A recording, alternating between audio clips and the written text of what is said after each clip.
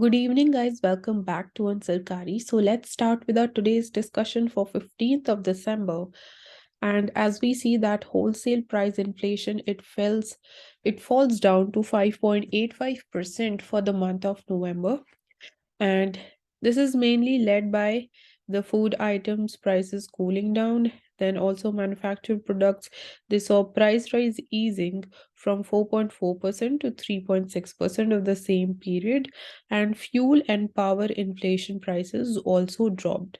So that is, we can say, the positive factors which led to cooling down of the wholesale price inflation. So basically, when the wholesale prices they cool down, it would obviously mean that the retail prices in future they would also cool down, and the end consumer would be benefited by reduction in inflation. So moving ahead, so we see that a recent acid attack in West Delhi, and despite 9 years of banning of the acid sale by the Supreme Court, we still see such things happening, such incidents and horrific crimes coming up.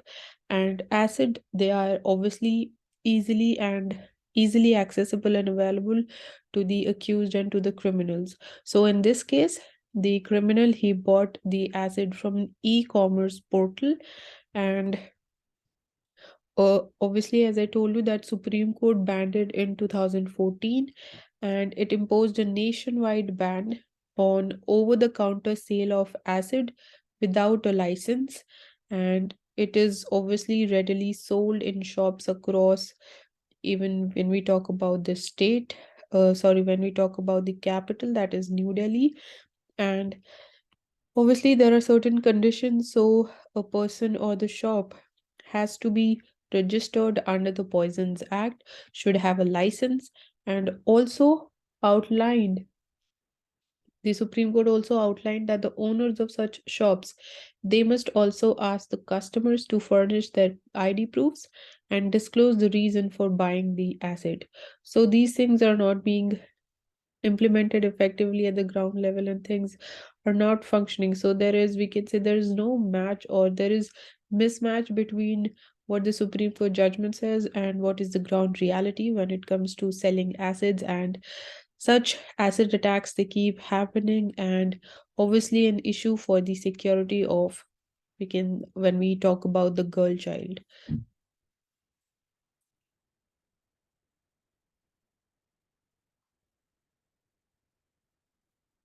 Then you should be knowing that the Kerala's Bepor Uru, which is a boat, it has been nominated for seeking geographical indication tag. And when we talk about why there's a need for GI tag for Bipor Uru. So it is a wooden door, or as we call it, a ship, sailing boat, or a sailing vessel. It is completely handcrafted by the skilled artisans and carpenters. So completely carved out of, 100%, we can say, carved out of hands, and it is a symbol of Kerala's trade relations and friendship with the Gulf countries, and it is purely made of premium wood without using any modern techniques. So it takes almost, we can say, 1 to 4 years to build one single boat, one single uru. All right, so it has not been assigned the GI tag, but as of now, it has been nominated for the same by the state of Kerala. Coming to the editorial section, so this article is talking about building the climate resilience collectively.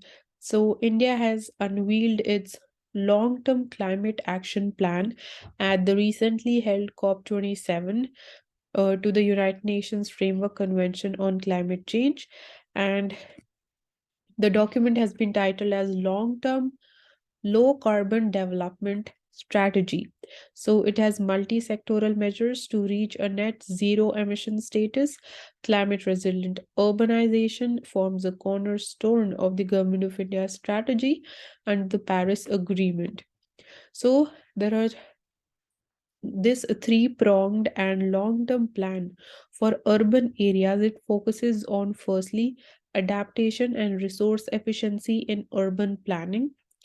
Secondly, climate responsive and climate resilient buildings. And thirdly, municipal service delivery. So note these three factors down when we are talking about the features of urbanization, which should be taken into consideration when we are talking about or when we are making a plan for urbanization. And sustainable and just solutions to the climate crisis must be founded on meaningful and effective social dialogue and participation of all stakeholders. And therefore, India's long-term strategy, it must accommodate the most vulnerable of its people in its low emissions pathways to achieve sustainable economic growth and poverty eradication. Talking about the solar energy, the developments in solar energy sector. So we consider solar power to be one of the most important renewable energy sources, but it is not going to serve every energy need. So we have talked about this topic previously also, but we'll be taking up this in detail today. So India's promised to source nearly half of its energy from non-fossil fuel sources by 2030. So this is one target which you should be knowing. And in the short term, source at least 60% of its renewable energy from the solar power. So the second target is in the context of shorter time period, and it stands at 60% of our renewable energy should come from the solar power. So under this thing, the government took up several schemes to encourage and to establish several solar parks and ultra mega solar power projects policy to facilitate the creation of large solar parks so as to even, reduce the per unit production cost.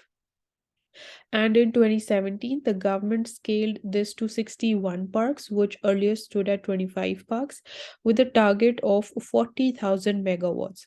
But that was a target. When we look at what happened in reality, we saw that in the year 2022, only a fourth of the capacity has been achieved, and the projects that is, we have achieved only 10,000 megawatt, which was commissioned. And we see that there are several challenges which has been faced by the, we can say, authorities. So the first challenge is regarding acquiring the land with a clear title. Second is setting up infrastructure necessary to transmit power produced at these parks to the grid. And third is the environmental issues in the states of Rajasthan and Gujarat, where the projects they have been halted because the transmission lines encroach upon the habitat of the critically endangered great Indian bustard. So, being a threat to the population of great Indian bustard, so that's why the projects they have been halted in these two states. So these are several challenges when it comes to setting up of solar power projects and solar parks. So while India should continue to expand its economy on the back of renewable energy, the government must take a hard look at whether renewable power, solar, wind, or nuclear meets standards of economic viability and environmental sustainability. So these two things should be met: economic viability and environmental sustainability. And let's see what else do we have. So talking about using the gene therapy to cure cancer, and also this will be using the technology of CRISPR-Cas9.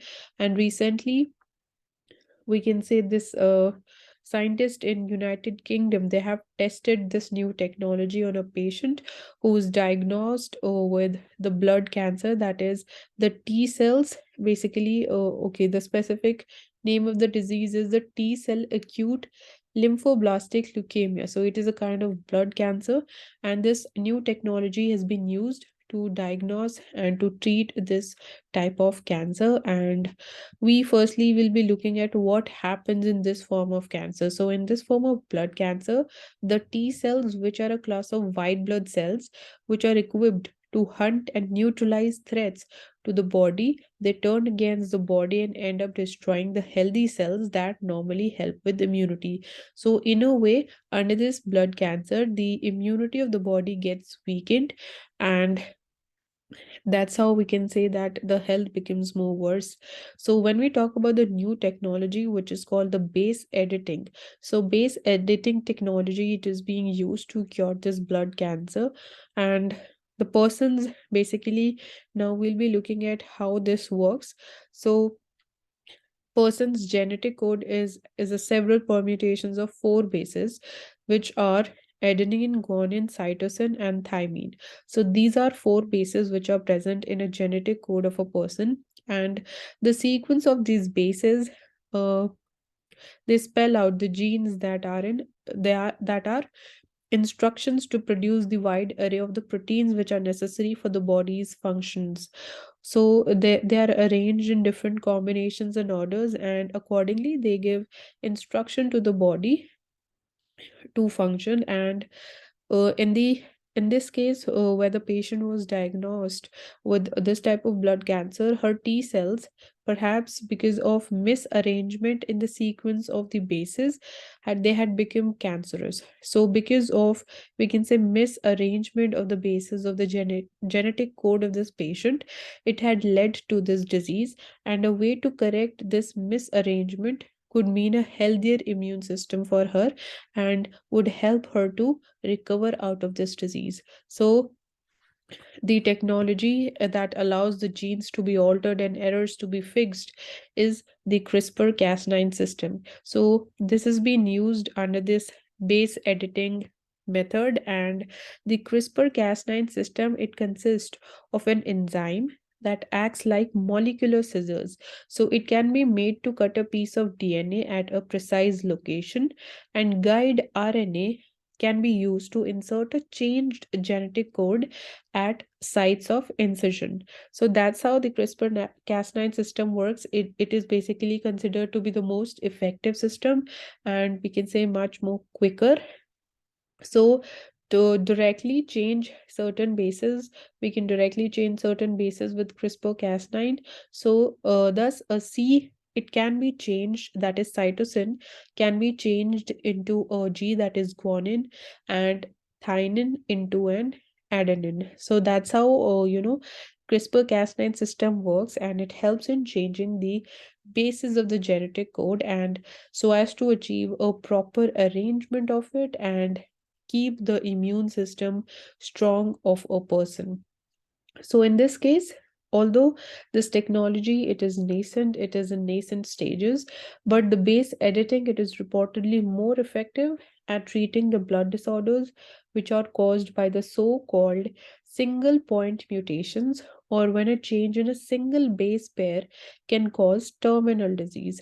So in this case, basically under this disease, only we can say there is single point mutation. So we need to treat only that point of the genetic code, and we find CRISPR-Cas9 technology to be the best, and through this method of base editing, we are able to cure the disease. So that's how basically the entire system and the entire technology works, and I hope this is clear to all of you. And let's move ahead. So talking about India's declining exports and what are the concerns related to this? So we see that our exports, they have declined by about 16.7% in the month of October compared with the year earlier period. And how is the export sector performing? So when we look at engineering goods, they have lent a strong shoulder to India's goods exports. In recent years, even they have slided down to 21%. And the factors responsible for slowdown in the growth of the exports, the first one is slowdown, the high inflation in the developed regions. Second is the falling demand in China, and third is the slowdown in European Union and the US, and fourth is the Russia Ukraine war. So these are, we can say, almost all of them are global reasons because of which we are seeing slowdown in our export sector. And for the month of October, we saw a decline of around $2 billion worth of exports, which was also witnessed in steel and allied products. So different sectors they're witnessing a slowdown when it comes to their export performance. And also when we talk about the steel and the allied product sector, they basically saw a decline because of the imposition of export duty by the government. However, it has now been removed. And when export duty was imposed, it was basically with the aim to help increase the local availability of steel and the allied products. So that is, we can say, how the export sector is performing, and it has fallen by 16.7% in the month of October. And what is the performance of other countries which are basically, we can say, export dominated, or they are dependent upon the exports when it comes to their economic growth? So when we look at the performance of Vietnam, which is export dominated country, it recorded a growth of 4.5% in the month of October amid a sustained foreign demand. And similarly, when we talk about exports by the Philippines, they grew by 20% in October. So they are not seeing any, we can say, slowdown in the demand of the foreign sector, but accordingly, obviously, they export different things, and India is exporting different goods and services. So that is there. And now, when we talk about which which all factors are going to come in, and they are going to show a more resilient performance and countering the slowdown in our export sector. So we have strong domestic demand, and so I'm broadly telling you, the first one is the strong domestic demand, and the second one is the investor sentiment remains positive despite there is global economic slowdown, and there are several geoeconomic and geopolitical factors which are there. So these are, we can say, broadly two areas which can help in our future growth. So when we look at the monthly finance ministry's review for the October, it acknowledges the slowing export scenario, but it emphasizes that the domestic demand will carry through, and global slowdown is driven by a confluence of stubbornly high inflation, rising borrowing cost, and geopolitical tension. So rising borrowing cost because most of the countries, they are adopting contractionary monetary policy, which is leading to increase in the rate hikes because they want to control the inflation. And yeah, so these are basically the reasons. And we also expect the report, it points towards a reinvigorated investment cycle, which will spur the growth and the job creation in the coming days. So, when we look at the investment sector, private investment specifically, so the things, they remain positive, the prospects are positive, and even the investor sentiment, it remains strong. So, one seemingly positive signal for the economy is the private sector capital expenditure, which our chief economic advisor V. Anant Nageshwaram also says is on track to touch 6 lakh crores this fiscal year, which is going to be highest of the past 6 years. So that's how things are there when it comes to the private sector capital expenditure. And talking about our foreign reserves, so when we look at the figures for the week ended on December 2, we see that our forex reserves, they stand at about 561 billion dollars, and they are enough to cover about 9 to 10 months of our imports cover. However, it is obviously not as healthy as 14 to 15-month cover that we had seen during the pandemic time. But when we compare the current situation with that of 2019, it is still better because back in 2013, the foreign investors, they began pulling out of the India's financial markets. So that is not the case right now. We see that again after a long gap of, we can say, when the foreign investors, they were withdrawing their funds because of the US Fed rate hikes. Now we are seeing that they are again coming to the Indian markets, they are again investing here. So that is one thing which remains a strong and resilient sector for our future economic growth. So you should be knowing about all these things together at the same time, and also be clear about all of the things that we have discussed right now. Then talking about India and China, and few days ago we again we had discussed in detail about India and China also. The same topic, but today we'll be discussing about certain other factors when it comes to India and China. So this article focuses upon how the two neighbors of India and China, they are, they will, how are they going to shape Asia in the next decade? What is going to be their role? And currently, firstly, we'll be analyzing the situation from the beginning, from the time they got their independence. So these are being addressed as two Asian giants, and we see that India, it got independence in 1947, and the victory of the Chinese Communist Party and establishment of the People's Republic of China, it took place in 1949. So almost around, we can say, the same time, 1947 and 1949. But they went in different directions. So when we look at the world of the late 1940s, it was one where the global order was just as much in turmoil as in the present day. So the global situation, we can say, it was almost the same as it is today when it comes to the situation that we have of, you can say, uncertainty and volatility. And India, it had become the first major British colony to gain freedom, and we established a multi-party electoral democracy with a free media as a as our foundation stone. And when we talk about China, how it went different from India after its independence was that China's fate at that time it was also marked by violence, but it had a very different result. So even in India after partition, we saw a lot of violence happening and deaths, and even China was witnessing violence, but it had a very different result. So China had fought Japan from 1937 to 1945 during the Second World War, but it was then plunged into a civil war also, which was between the ruling nationalists of the Chiang Kai-shek and the communists under the Mao Zedong. So Mao's victory, it saw the establishment of the People's Republic of China, which leaned heavily on the Soviet Union, that is present-day Russia, for its economic model.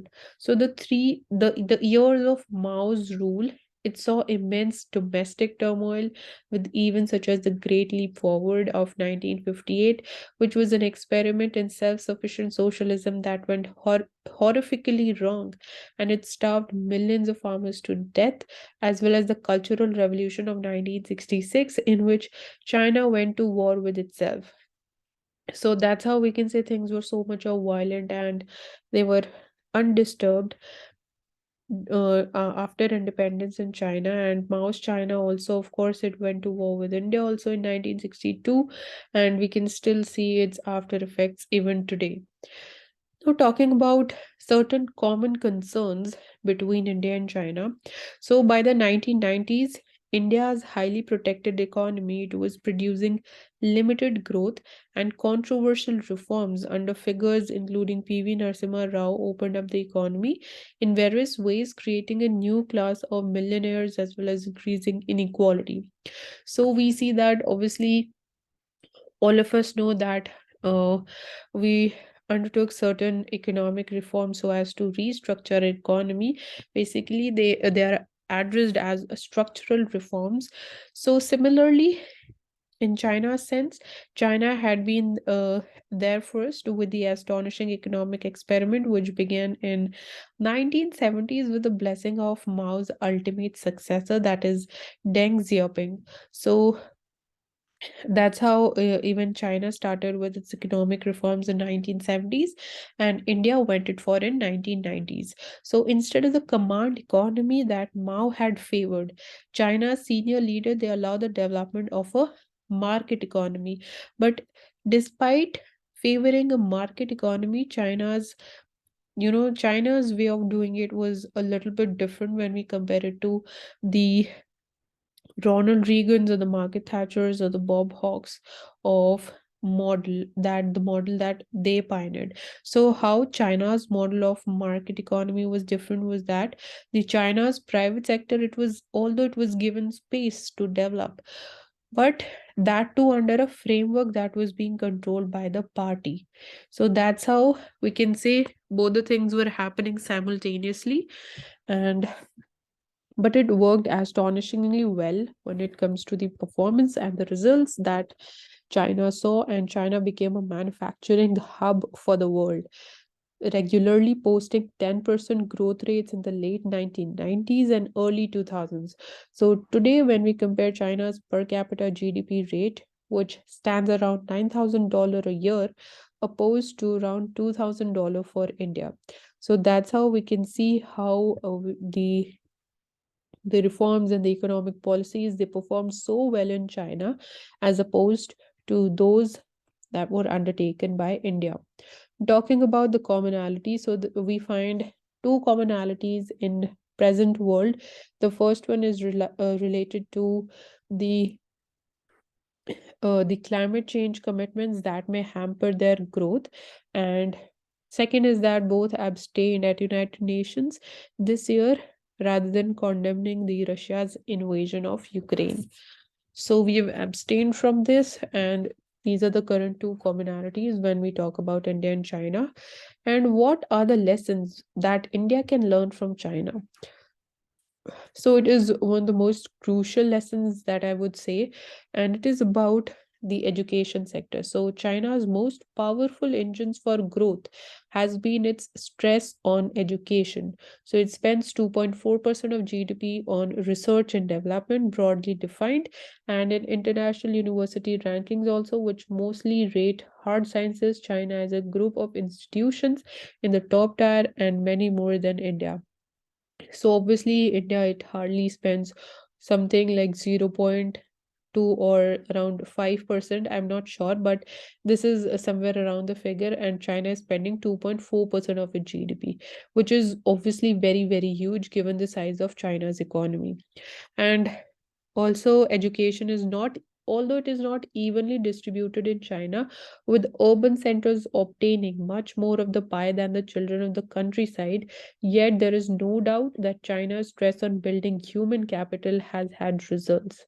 So that's how these things have performed so nicely in China, because China have it has stressed on these basic and foundational things from the very beginning. And however, India missed the bus, but still we can, if we focus right now on all these areas, definitely we can also perform well given that they work and we take steps according to our society, according to our economic situation and the circumstances that we have and that we function in. So, however, China's current political system, it runs the risk of losing its gains as it becomes narrower and more authoritarian. So, in present times, we see that China, it is gradually becoming more authoritarian, and obviously it can lose the benefits that it had gained over such a long period of time. And societies which suppress questioning voices, which suppress dissent, and in time that their capacity to innovate is also damaged with so much of controlling and authoritarian rule. So, when we talk about what are the challenges ahead for us, so on the international stage, both the countries, they need to think where they can find the new friends. And in case of India, there are plenty of suitors for us, as the establishment of the Quad Naval Agreement with US, Australia, and Japan suggest. And the growing strength of China, it has become a source of alarm for India. And but it's not yet obvious that New Delhi wants to accept the invitations of the US to become a full-blown ally against Beijing. So there are both the things. Basically, right now, India is balancing between, we can say, not completely and absolutely favoring US and going completely against Beijing. So that's how right now we are balancing. And obviously, we have our own sovereignty, our own independence when it comes to our foreign policy decision, and that's how we are going, not influenced or not completely dependent upon any economy. And China is likewise wary of the formal alliances, but that is in part because its potential partners, they are ambivalent ones. So that is the concern for China and a challenge for it to deal in future. So I hope all these ideas are clear to you when it comes to India and China, the similarities. Basically, we started at the same point of time, we got independence around the same time, we started with our economic reforms, but obviously they performed really well and tremendously well when it comes to China's economy, and that led to huge difference between our economies, and how China, it grew out as a manufacturing hub for the world. And then we talked about the lesson that India, the major lesson that we have to learn from China is our the focus on education and research, and need to increase our spending in those sectors. And then we talked about the challenges that we have and how India is balancing between, we can talk about, we can say USA and China. So that's all from this article. Let's move ahead. So, like we've been talking about this thing every day, as new things are developing. So G20 summit happening in India next year. So the finance track discussions are going on, and they began in Bengaluru on December 13. So the things, or we can say the major idea that was discussed was the substantive discussion. It was held on the international taxation on the priority areas for 2023, including monitoring the progress of the two-pillar tax package being developed under the OECD G20 inclusive framework, and enhancing the tax transparency and multilateral capacity building on taxation.